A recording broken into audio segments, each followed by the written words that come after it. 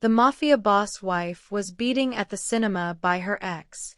The designer loafer caught Gia in the cheekbone before she even saw Carlo move. She crashed into the velvet theater seats, popcorn exploding around her like confetti as her body folded between the armrests, her simple sweater dress twisting up her thighs, her hand instinctively reaching for her phone as the metal cup holder gouged into her ribs. The entire luxury cinema seemed to freeze mid-breath. Gia lay crumpled among scattered kernels and overturned drinks, a thin trail of blood running from her split lip, and looked up to see Carlo standing over her in his tailored three-piece suit, that same cruel smirk she remembered from the night he'd left her with bruises and a restraining order she couldn't afford to enforce. Her ex-boyfriend, the man who'd stolen her dignity and her sense of safety 2 years ago. Still dressing like a charity case, I see. Carlo's voice dripped with the kind of venom only inherited money could buy. His 2 bodyguards flanked him, arms crossed, blocking the aisle like human walls. Tell me, Gia, does your security guard husband know you used to beg me for rent money? Gia's fingers found her phone in the darkness, the screen's glow illuminating her trembling hands as she typed a single word: help. 10 miles across the city, Niccolò stood in the rain outside a black sedan, looking like any other tired husband waiting to pick up his wife from her movie night. His simple jacket was soaked through, his expression mild, almost bored. But when the phone in his pocket vibrated, something shifted behind his eyes, a door closing on the ordinary man and opening on something ancient and unforgiving. He didn't run. He didn't panic. He simply lifted the phone to his ear and said 2 words that made the man on the other end go silent. Lock it down.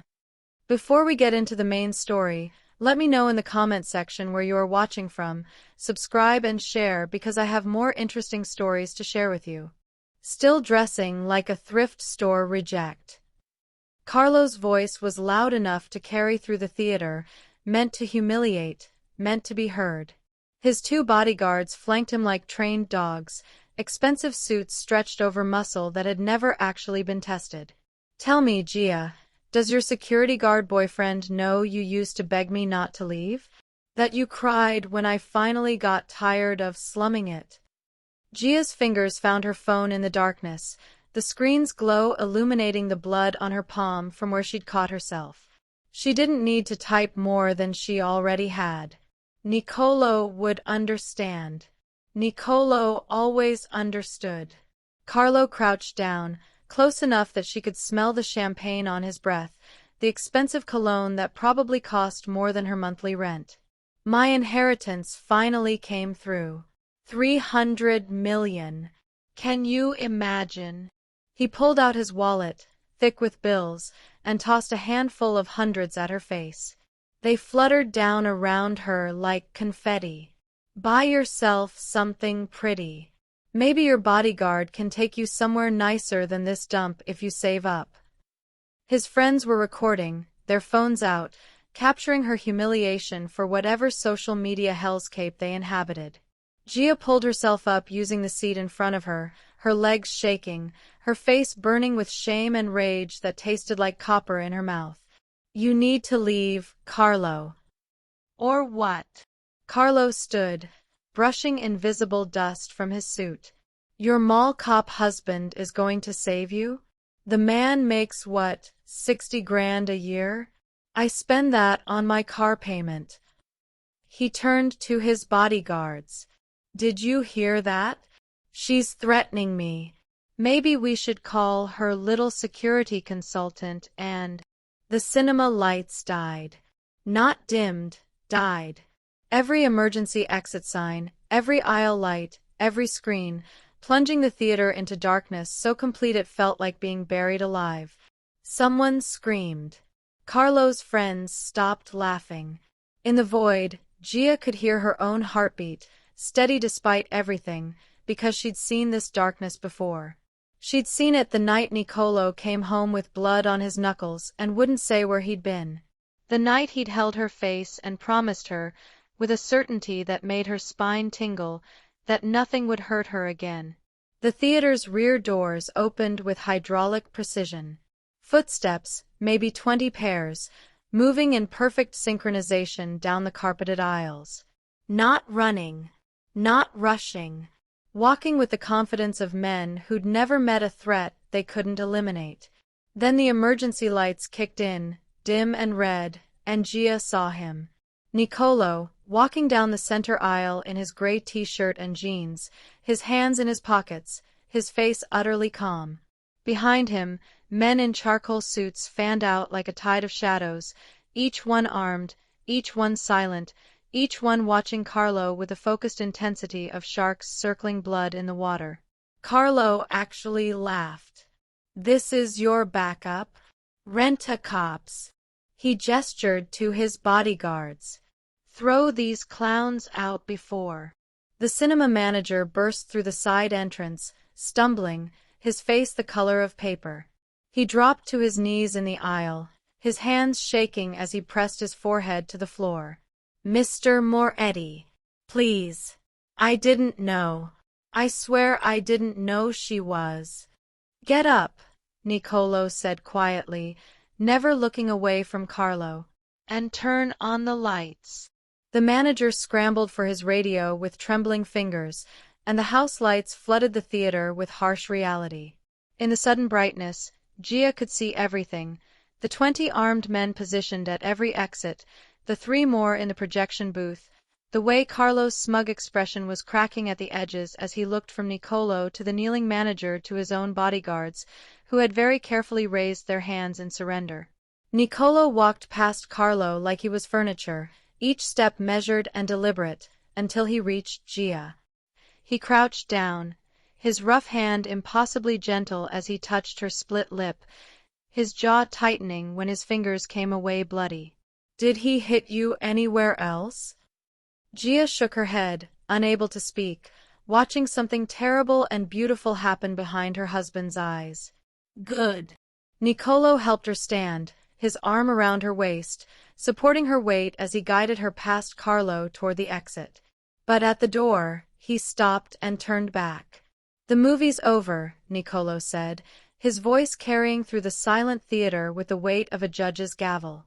"Now, the real show begins." Carlo found his voice first, because men like him always did. Men who'd never learned when to shut up, when to read a room, when to recognize that they just stepped off a cliff into empty air. "You think you scare me? You're a fucking security guard." He laughed, high and nervous now, looking to his friends for support. They were silent, phones lowered, their expensive confidence evaporating like morning fog. "I know people. Real people. I'll have your little company shut down by—" Nicolo turned. Just turned, his hands still supporting Gia's weight, and the temperature in the room seemed to drop 10 degrees. His eyes, those same gentle eyes that had watched Gia sleep, that crinkled when he smiled at her terrible cooking, were empty now. Not angry. Empty. Like looking into a well with no bottom.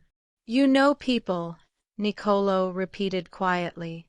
"Tell me their names." Carlo straightened his suit jacket, trying to reclaim some dignity while standing in a theater surrounded by armed men who looked like they ate people like him for breakfast. "Councilman Ricci. Judge Morrison. Commissioner. Dead. Retired. On my payroll." Nicolo said each word like he was commenting on the weather. "Anyone else?" The blood drained from Carlo's face so fast Gia thought he might faint. One of his bodyguards, the bigger one, the one who'd looked so intimidating 5 minutes ago, was actively crying, silent tears running down his face as he kept his hands raised, kept his eyes on the men with guns who hadn't moved, hadn't blinked, hadn't done anything except exist with a kind of readiness that promised violence. Who are you?" Carlo's voice cracked on the question. Nicolo didn't answer. He guided Gia past Carlo toward the exit, his movements careful, tender, like she was made of glass. But at the door, he paused and looked back over his shoulder. The emergency lights caught his profile, sharp and merciless, and Gia realized she was seeing a stranger wearing her husband's face. My name is Niccolo Moretti, he said, and around them, Carlo's friends flinched like he'd fired a gun. Even Gia felt her stomach drop, because she knew that name. Everyone in the city knew that name, even if they pretended not to. The King of Silence. The ghost the police couldn't catch and the politicians couldn't buy. The man whose territory stretched from the docks to City Hall, whose word was law in every shadow the sun didn't reach. And you, Niccolo continued, his voice soft as silk and twice as dangerous, just put your hands on my wife. Carlo opened his mouth, closed it, opened it again. No sound came out.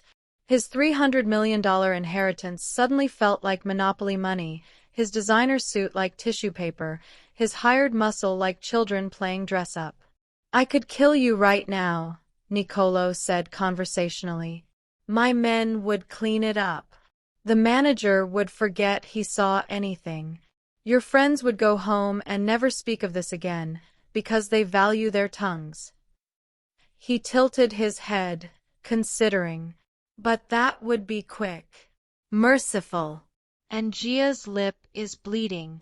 He turned fully now, and the men in charcoal suits shifted forward like a pack responding to their alpha. Carlo stumbled backward, tripped over a seat, caught himself on the armrest. So here's what's going to happen, Niccolo said. You're going to stand there. You're going to think about every second you spent in this theater. Every word. Every touch. Every laugh. His smile was worse than his empty eyes, all teeth and no warmth. And then, Carlo, you're going to regret all of it. He snapped his fingers once, and the men moved.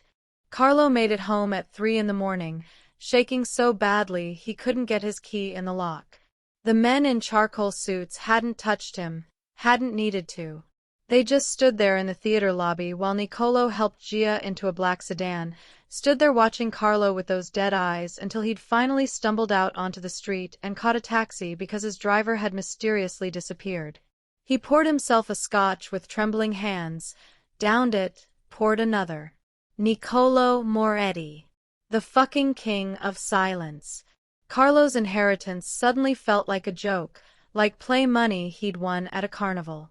But he had $300 million.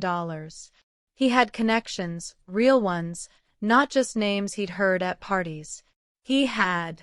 His phone buzzed. A text from his security consultant, a man named Victor who specialized in problems that needed to disappear. Can have team at Target's residence in 1 hour. $50K. Carlo's fingers hovered over the screen. This was insane. This was escalation. But Gia's face flashed in his mind, not bleeding in the theater, but laughing at him 2 years ago when she'd finally gotten a restraining order, when she'd finally grown a spine. And now she was married to some mafia boss who thought he could humiliate Carlo in front of his friends? He typed back, "Do it. Make it look like an accident." The response came immediately. Confirmed. Carlo finished his scotch and went to bed, imagining Gia's face when she heard about her husband's unfortunate home invasion. Niccolo was making coffee when the first man tried to climb through the bedroom window. He heard the glass cutter before it touched the pane, heard the careful breathing of someone trying very hard to be silent. He finished pouring the grounds into the filter, pressed start, and walked to the bedroom where Gia was still sleeping, her face peaceful in the early morning light, a small bandage on her lip from last night. He pulled out his phone and sent a single text, front and rear. Alive. Then he sat on the edge of the bed and waited. The window shattered. A man in black tactical gear swung through, suppressed pistol raised, and froze when he saw Niccolo sitting there in his gray t-shirt and sweatpants, looking bored. The man's eyes went wide, recognition, horror, the sudden understanding that he'd just walked into a cage with something that wore a human face but wasn't human at all. "Don't," Niccolo said quietly. "You'll wake her." The window behind the intruder exploded inward and 3 of Niccolo's men came through like shadows with teeth, silent, efficient, brutal. one hand over the intruder's mouth, another twisting the gun away, a third driving a knee into his spine. The man went down without a sound, cable-tied and gagged before he could even think about screaming. In the hallway, Carlo's rear entry team met the same fate. For men who thought they were elite operators, now face down on Nicolo's hardwood floors while his people searched them with the kind of professional detachment that came from doing this so often it was boring. Gia stirred, and Nicolo smoothed her hair back, his touch gentle. She didn't wake. Boss. One of his men appeared in the doorway, kneeling with his head bowed, a phone in his outstretched hand. Victor's crew. They're asking who sent them. They will, Nicolo said. He stood, kissed Gia's forehead, and walked out into the hallway where Carlo's hired killers were learning what real fear looked like. The leader, Victor himself, cable-tied and bleeding from his nose, looked up at Nicolo and actually whimpered. You were sent to kill me, Nicolo said, crouching down to Victor's eye level. In my home, while my wife sleeps. He tilted his head. Who paid you? Victor's mouth opened, closed, opened again. Carlo Ferrante. 300 million inheritance. He said you were nobody. Security consultant. I swear, Mr. Moretti, I didn't know, we didn't. I know, Nicolo said gently. He stood, brushed invisible dust from his sweatpants. Take them to the warehouse. Get account numbers, contacts, everything Carlo told them. Then make sure Carlo knows that his 50,000 bought him something very expensive. His men moved with practiced efficiency, dragging the intruders out through the back entrance where a van was already waiting. Within 3 minutes, the apartment was silent again, the only evidence of the attempted hit a few drops of blood on the hardwood that someone was already cleaning. Nicolo returned to the bedroom, slid back under the covers, and pulled Gia close. She mumbled something incoherent and nestled into his chest, safe and warm and completely unaware that 6 men had just tried to kill her husband. The coffee maker beeped from the kitchen. It was going to be a long day for Carlo. Carlo's platinum credit card declined at breakfast. He tried again, thinking it was a machine error, but the waiter returned with an apologetic smile and scissors, cutting the card in half in front of the entire restaurant. His backup card, black, invitation only, a $250,000 credit limit, declined too. So did his debit card. So did the emergency Amex his financial advisor had insisted he keep in his wallet for catastrophic scenarios. There must be a mistake, Carlo said, his voice rising as other diners turned to look. I have $300 million. Call the bank. Call my advisor. Call. His phone rang. The screen showed his bank's private wealth management line, the one reserved for clients with 8 figures or more. Carlo answered before the first ring finished, already shouting, What the hell is going on? Why are my cards? Mr. Ferrante. The voice on the other end was professionally apologetic in that way that meant absolutely nothing would change. Your accounts have been frozen pending investigation by Sterling International Holdings. They've presented documentation indicating your inheritance is subject to a prior lien dating back 14 years. Until the matter is resolved in court, all assets are unavailable. Carlo's vision blurred. What lien? What documentation? My uncle's estate was clean, it went through probate, there's no. The documents appear legitimate, sir. Sterling International has a team of attorneys who filed in 3 jurisdictions simultaneously. I'm afraid this is beyond our purview. You'll need to contact your legal representation. The line went dead. Carlos stood there in the restaurant with his cut-up credit cards scattered on the white tablecloth, his half-eaten eggs Benedict going cold, while the waiter hovered nervously and whispered something to the manager. He could feel eyes on him, could hear the whispers starting, could see phones being pulled out to capture his humiliation. He threw $200 bills on the table, cash he'd thankfully withdrawn yesterday, and stumbled out onto the street, already dialing his lawyer. It went to voicemail. So did his financial advisor. So did his accountant.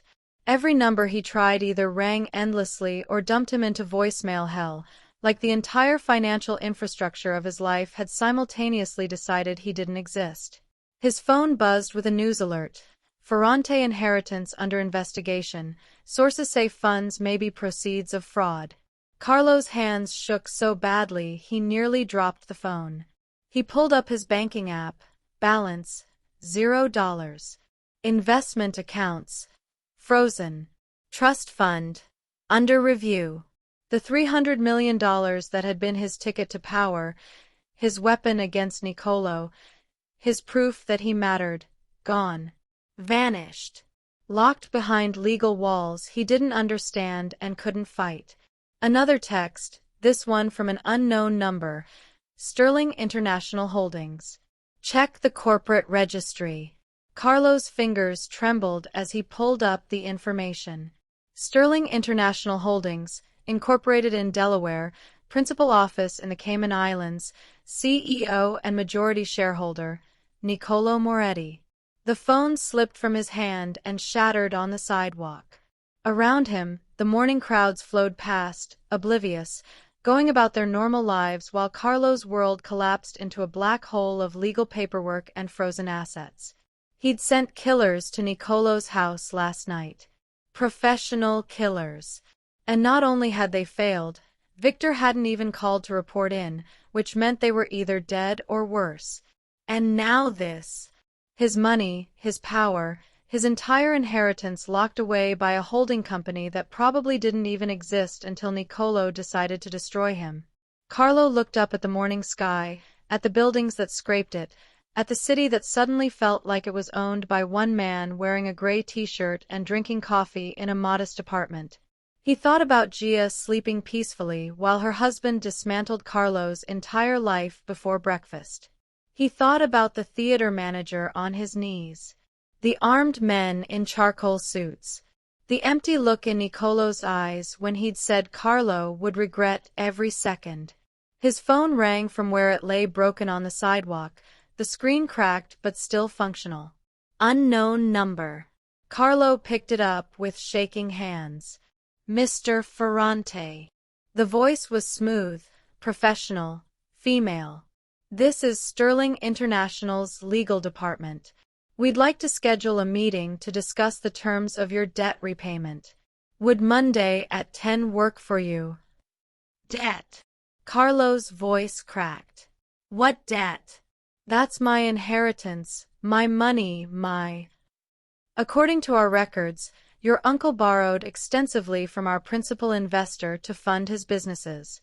The total, with interest, comes to $347 million. Your inheritance barely covers the principal. The line went dead.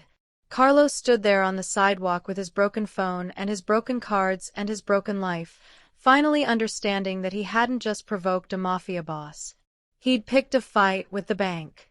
Carlo still had his membership to the Aurelius Club, that marble temple of old money perched above the city where senators and CEOs made deals over cigars that cost more than most people's mortgages.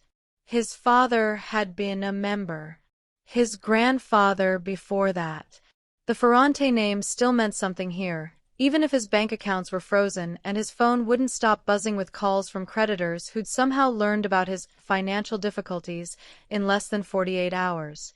He walked through the brass doors with his head high, ignoring the doorman's barely concealed smirk, and headed straight for the bar. If he couldn't access his money, he could at least charge drinks to his membership. They billed quarterly, and that gave him 3 months to sort out this nightmare with Niccolo's Phantom Holding Company. That's when he saw them. Niccolo and Gia, sitting at a corner table by the floor-to-ceiling windows, the city sprawling beneath them like a kingdom. Niccolo was in a simple black button-down, nothing designer, nothing flashy, looking like someone's accountant who'd wandered into the wrong building. Gia wore a soft blue dress, the bandage gone from her lip, laughing at something Nicolo had said with a kind of genuine joy that made Carlo's chest burn with rage and jealousy. They didn't belong here. This was Carlo's world, his sanctuary, his last piece of territory where the Ferrante name still carried weight. He marched to the front desk where Marcus, the club's manager for 20 years, was reviewing reservations. Marcus, I need you to remove those people immediately. Carlo pointed at Nicolo's table. They're not members. I don't know how they got in, but… Mr. Ferrante. Marcus didn't look up from his computer. I'm afraid I can't do that. Can't? They're trespassing. This is a private club. I'm a legacy member. My family has been. Mr. Moretti is also a member. Marcus's voice was carefully neutral, the kind of neutral that hid oceans of meaning. Has been for 7 years. Platinum tier. Carlo felt his face flush. That's impossible. The waiting list alone is 5 years, and the vetting process, there's no way some security consultant could.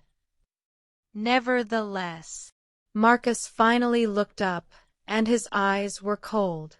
He's a member in good standing. Perhaps you'd like to join another table, Mr. Ferrante. I believe the smoking lounge is available. No. Carlo's voice rose, drawing attention from nearby tables. No, I want him removed. Now, do you know who I am? Do you know what my family has contributed to this club? Marcus set down his pen with deliberate care. Mr. Ferrante, I'm going to ask you once to lower your voice and return to. Remove him. Carlo slammed his hand on the desk. Or I'll have your job. I'll have this entire club investigated. I know people on the board, real people, and they'll… Mr. Ferrante. The new voice came from behind him, smooth and cultured. Carlo turned to find Jonathan Whitmore, the club's owner, a man who'd made billions in real estate and ran the Aurelius like his personal fiefdom. He was smiling, but it didn't reach his eyes. Is there a problem? Yes. Carlo straightened, grasping at this lifeline. Mr. Whitmore, thank God. These staff members are refusing to remove an unauthorized guest, and I was just explaining that the Ferrante family has been platinum members since. I'm aware of your family's history with the club, Whitmore said. His smile vanished. I'm also aware that your membership dues are 90 days past due, and your latest payment was declined this morning. Additionally, I've received reports of your behavior at several club events, including an incident last month where you struck a valet. Carlo's mouth went dry. That was a misunderstanding. The valet damaged my car, and this morning, you're causing a scene in my establishment, shouting at my staff, and demanding I remove one of our most respected members. Whitmore's voice dropped to a whisper that somehow carried more threat than any shout. Tell me, Mr. Ferrante, why should I keep you? Because… Carlo's voice cracked. Because my family. Your family is not you. Whitmore pulled a tablet from his jacket, tapped it once, and turned it to show Carlo. The screen displayed his membership profile with a red, terminated stamp across it. Effective immediately, your membership is revoked. You have 5 minutes to leave the premises before I call security. Carlo's legs felt weak. You can't. This is because of him, isn't it? He pointed at Nicolo, who was still sitting calmly with Gia, not even looking over, like Carlo's entire world collapsing was dinner theater he'd seen before. He's threatening you. He's the Mafia, everyone knows it, and you're… Whitmore's expression didn't change, but something flickered behind his eyes. Not fear, exactly, but the careful neutrality of a man who knew exactly which battles not to fight.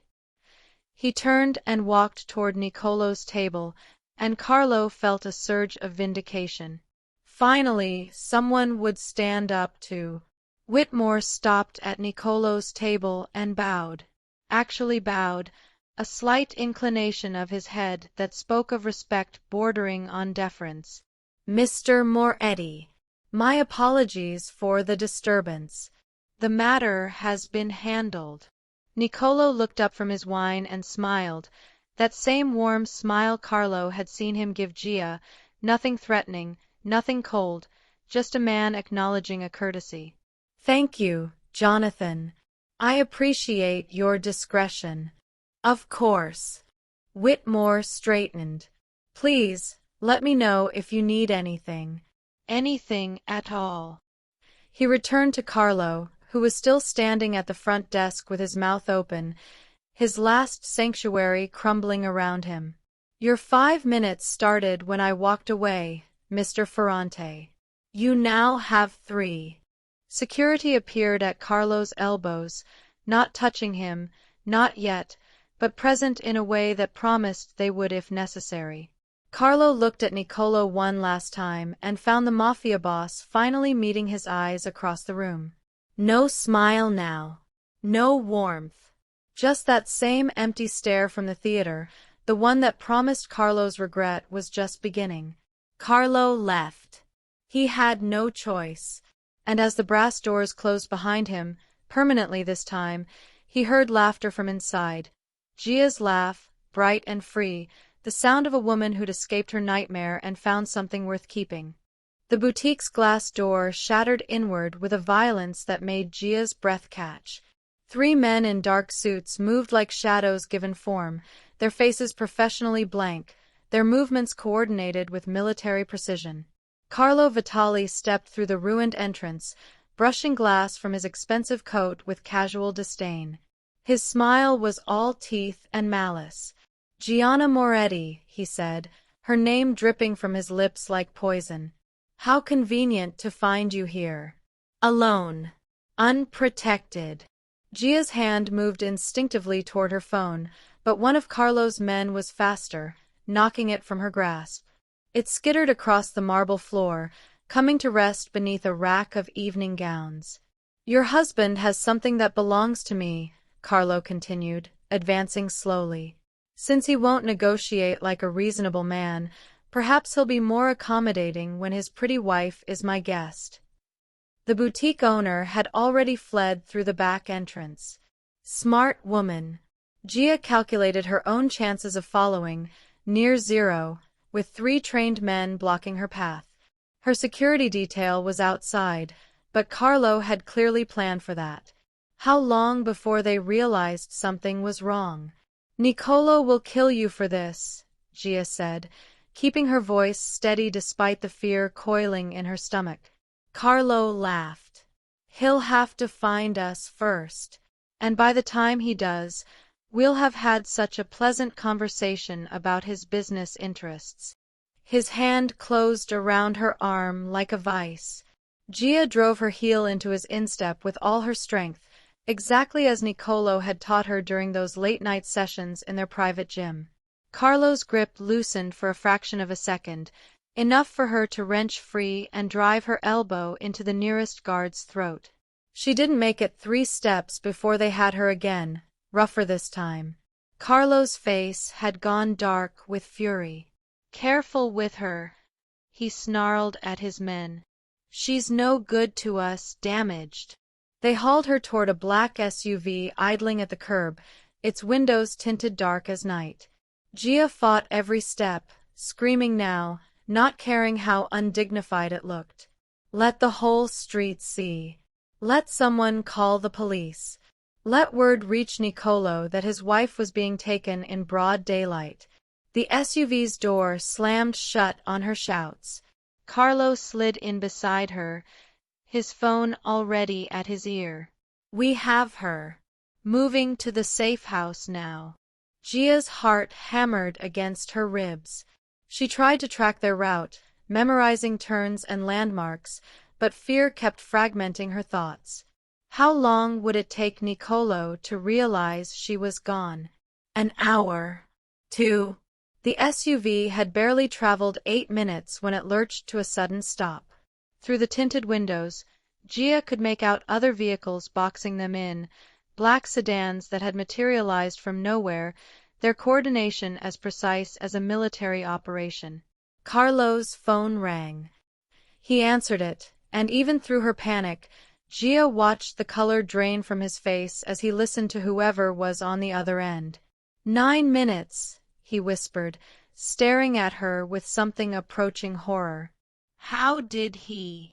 The SUV door was ripped open. The rescue had been surgical, terrifying in its efficiency. Nicolo's men had extracted her from Carlo's SUV with a kind of precision that spoke of countless similar operations, depositing her back at the penthouse within 20 minutes of the kidnapping attempt. Nicolo himself had been waiting, his face carved from granite, murder written in every line of his body. He'd held her for exactly 30 seconds, long enough to verify she was unharmed, before vanishing with a terse command to his second-in-command, "Bring Carlo to the warehouse. Alive." That had been 4 hours ago. Now Gia stood alone in their penthouse, adrenaline finally giving way to a cocktail of fear and fury and confusion that made her hands shake. Security consultant. Import-export business. Legitimate concerns with difficult clients. How many lies had she swallowed in 6 months of marriage? She found herself moving through the penthouse as if seeing it for the first time. Past the living room with its floor-to-ceiling windows overlooking the city Nicolo claimed to merely do business in. Past his study with its locked drawers she'd never questioned. Down the hallway to his private office, the one room he'd asked her so politely to respect as his personal space. The door wasn't locked. Perhaps he'd forgotten in his haste to deal with Carlo. Perhaps some part of him wanted her to know. The office looked ordinary at first glance. Mahogany desk, leather chairs, walls lined with books on business strategy and Italian history. But Gia had spent enough time decorating their home to know when proportions were wrong. The bookshelf on the eastern wall was too deep, extending further into the space than architectural necessity required. Her fingers found the catch almost by accident, pressing against a carved rose in the wood paneling. The bookshelf swung inward with a whisper of well-oiled hinges. The room beyond stole the breath from her lungs. Weapons lined the walls in neat rows. Handguns, rifles, things she couldn't even name. A bank of monitors displayed live feeds from locations across the city. File cabinets that undoubtedly held secrets worth killing for. And on the central table, a laptop displaying news footage she recognized from weeks ago, a warehouse fire that had killed 3 rival gang members, ruled accidental by authorities who clearly hadn't looked too closely. The King of Silence, the news anchor's voice echoed in her memory. The ghost who controls half the city's underworld without ever showing his face. Ruthless. Untouchable. A phantom who eliminates problems so thoroughly they simply cease to exist. Gia's legs gave out, depositing her in the leather chair before the monitors. On one screen, she could see the warehouse Nicolo had mentioned. On another, surveillance footage from the boutique, showing Carlo's men dragging her toward that SUV. On a third screen, a live feed showed a concrete room where Nicolo stood over Carlo Vitali's kneeling form, and even without audio, Gia could read the terror in Carlo's face as her husband, her gentle, protective husband who brought her coffee every morning, slowly rolled up his sleeves. The invitation arrived on cream-colored cardstock so expensive Gia could feel the weight of money in her hands. Carlo Vitali cordially invites you to an evening of revelations and reconciliation. Black tie. The Grand Bellini Hotel. This Saturday at 8. She found Nicolo in his study, his real study, not the sanitized version he'd shown her for 6 months. He'd stopped pretending after she'd discovered his arsenal, though they'd barely spoken about what it meant. Some conversations required more courage than either of them had mustered yet. "He's insane," Gia said, dropping the invitation on his desk. "You had him in that warehouse. He should be dead or disappeared or whatever it is you do to people who try to kidnap your wife. Nicolo's jaw tightened. I let him go. You what? Killing Carlo would have started a war with the Vitali family. Their old blood, connected to half the politicians in Rome. He picked up the invitation, his expression unreadable. So I gave him a choice: disappear quietly or face exposure. It appears he's chosen the latter. Exposure. Gia leaned against his desk, close enough to see the shadows beneath his eyes. He hadn't been sleeping. What could he possibly expose? Everyone who matters already knows what you are. Not everyone. Nicolo's smile held no warmth. The mayor will be there. The police commissioner. 3 judges, 2 prosecutors, and half the city council. Carlo's invited every official who's ever benefited from my discretion, while maintaining plausible deniability about who I really am. Understanding dawned cold and sharp. He's going to out you. Publicly. Force those officials to either defend a known crime lord or condemn you and lose your protection. And your name will be dragged through it all. Nicolo stood, crossing to the window that overlooked his city. The wife who didn't know. The innocent deceived by the monster. Your reputation will survive.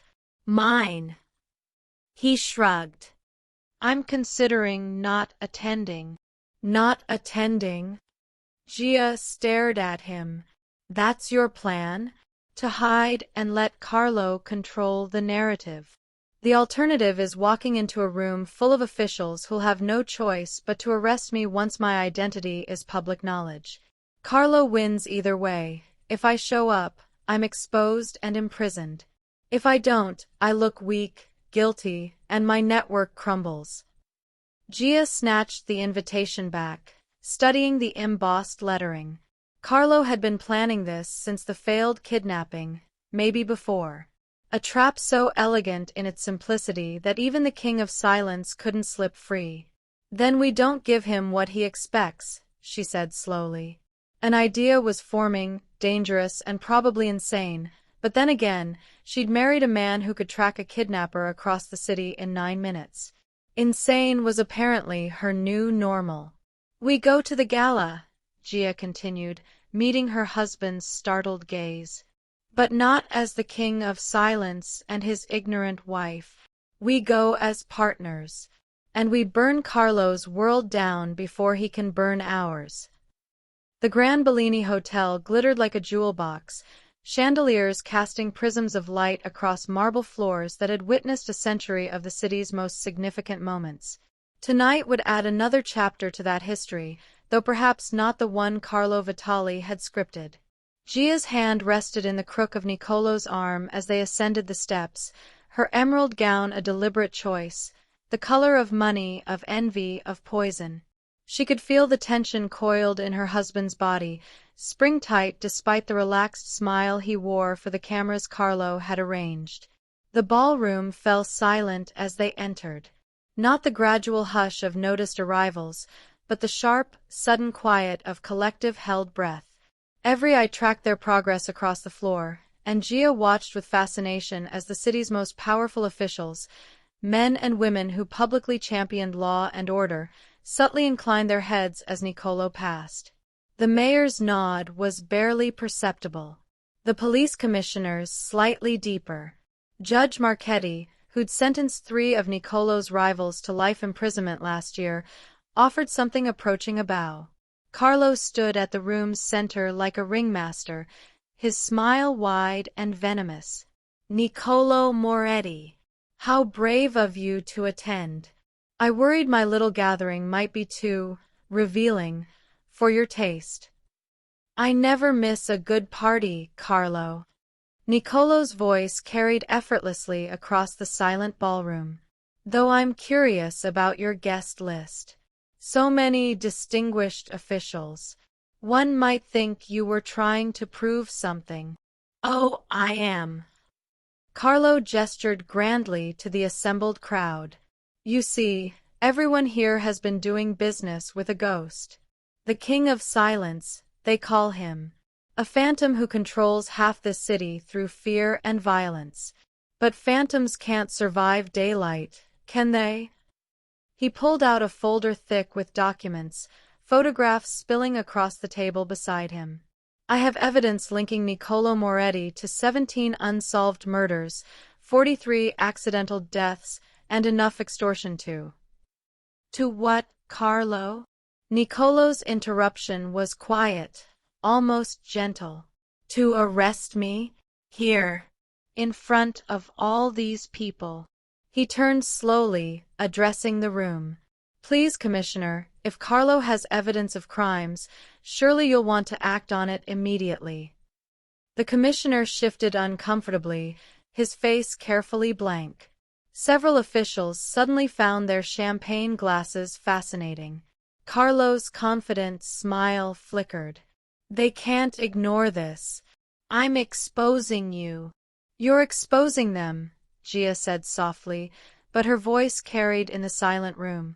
Every official here, every person who's accepted Niccolo's cooperation, while pretending not to know who he was.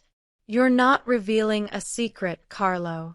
You're forcing them to publicly acknowledge what they've privately known for years. Niccolo smiled, and there was something predatory in it now. But let's discuss secrets, shall we? Tell me, Carlo, how did you acquire the Vitali family assets after your uncle's unfortunate passing? Carlo's face went white. That's none of your inheritance, you claimed. Niccolo produced his own folder, thinner but infinitely more damning. Except your uncle Antonio didn't leave you an empire, did he? He left you a debt. 20 million euros owed to certain Sicilian interests. My interests. The revelation about Carlo's debt had rippled through the ballroom like a stone through still water. Within minutes, the officials who'd come to witness Niccolo's exposure were offering Carlo cold shoulders and colder dismissals. The man who tried to burn down the King of Silence had instead immolated himself, his credibility reduced to ash alongside his threats. They'd left him there, diminished and desperate, while the same officials who'd bowed to Niccolo suddenly remembered urgent appointments elsewhere. Now, 3 days later, Gia stood in front of the abandoned cinema on Maple Street, watching demolition crews prepare for the building's final act. The marquee still hung crooked above the entrance, though someone had stripped away the letters that once advertised forgotten films. I don't understand, she said as Niccolo joined her on the sidewalk. You bought this place? 2 years ago. His hands were in his pockets, his expression unreadable as he studied the decrepit building. Through shell companies, naturally. The owner was eager to sell after several unfortunate incidents drove away customers. Gia's stomach turned cold. What kind of incidents? The kind I arranged. He met her eyes, unflinching. Small things at first. Broken equipment. Failed inspections. Then larger problems. The place became known as cursed, unlucky. Attendance dropped until the owner had no choice but to sell at a loss. Why? But even as she asked, Gia thought she knew. The accident. When I fell through the floor. You almost died because some incompetent fool prioritized profit over safety. Because he cut corners and ignored building codes and didn't care who got hurt. Niccolo's voice remained calm, but his hands had curled into fists. I couldn't kill him. You'd made me promise to be better, to find legal solutions. So I destroyed his business instead.